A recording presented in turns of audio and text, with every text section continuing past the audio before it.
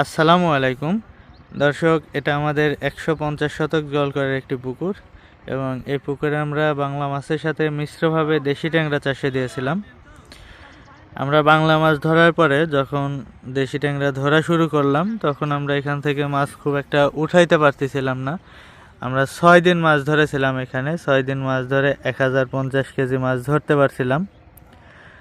তো পরবর্তীতে আমরা সিদ্ধান্ত নিলাম যে পুকুর সেকে মাছ ধরবো, কারণ এর আগে আমরা কখনো কোনো পুকুর সেকে দেশি ট্যাংরা ধরিনি। আমরা দেশি ট্যাংরা এর আগেও চাষ করেছি, যতগুলা জাল দিয়ে তুলতে পারছি, তারপরে বাকিগুলা পুকুরে বিষ দিয়ে গ্যাস করে তারপরে মাছ ধরছি, মোরা মাছ ধরছি।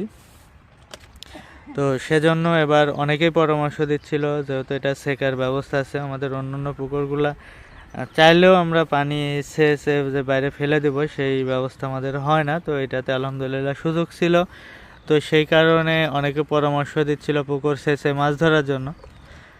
তো পুকুর সেচার সিদ্ধান্ত নিয়েছিলাম এবং আমরা সেচা শুরু করেছিলাম। আজকে আমরা এখান থেকে মাছ ধরলাম, আমাদের মাছ ধরা শেষ এখন পর্যন্ত।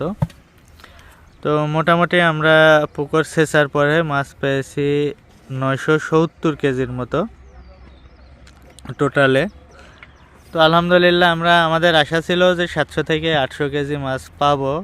তো আলহামদুলিল্লাহ এখান থেকে আমরা শেখার পরে 970 কেজি প্লাস মাছ পেয়েছি। আলহামদুলিল্লাহ যথেষ্ট পরিমাণে মাছ পেয়েছি। আর এই মাছগুলোর বয়স ছিল 10 মাস। আমরা 10 মাস আগে এখানে 1,50,000 দেশি ট্যাংরা চাষে দিয়েছিলাম বাংলা মাছের সাথে। সেটার ওজন ছিল 700-800 পিসে কেজি। 10 মাস পরে আমরা যখন মাছ বিক্রি করলাম তখন আমাদের মাছের গড় ওজন হয়েছিল 65 থেকে 70 পিসে কেজি। তো এখন যে মাছগুলো ধরলাম এগুলা একটু ছোট হবে, কারণ অনেক দিন যাবৎ খাবার দেওয়া হয়নি, মাছ ধরতেছিলাম, পুকুর সেকলাম, তো সেই কারণে মাছ একটু শুকায় গেছে। তো এইগুলা হয়তো একটু ছোট হতে পারে, কিন্তু আমরা ওজন দিয়ে দেখিনি যে আসলে কয় পিসে কেজি হচ্ছে, এমনিতেই ওজন করে গাড়িতে দিয়ে দিছি। তো আলহামদুলিল্লাহ যথেষ্ট পরিমাণে মাছ পাইছি। আমরা যেটা আশা করেছিলাম, আমরা আশার চাইতে বেশি মাছ পেয়েছি। আসলে মাছ চাষ এমনই, কখনো দেখবেন যে আপনি যেটা আশা করে আছেন তার আশেপাশেও যাচ্ছে না, হচ্ছে না। আবার অনেক সময় দেখা যাচ্ছে যে আপনি যেটা আশা করে আছেন তার চাইতে বেশি হয়ে যাচ্ছে।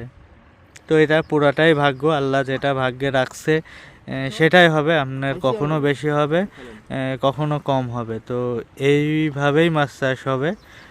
তবে আরেকটা বিষয়, আলহামদুলিল্লাহ যে মাছগুলা ধরছি আমরা, এই মাছগুলা একটা মাছও মারা যায়নি। আমাদের সম্পূর্ণ মাছ সুস্থ ছিল। অনেকেই বলতেছিলেন যে ভাই যেভাবে মাছ ধরতেছেন মাছ তো মারা যাবে। আসলে আমাদের প্রথম অভিজ্ঞতা, তো সেই হিসাবে রিস্কই ছিল, কিন্তু মাছ মারা যায়নি।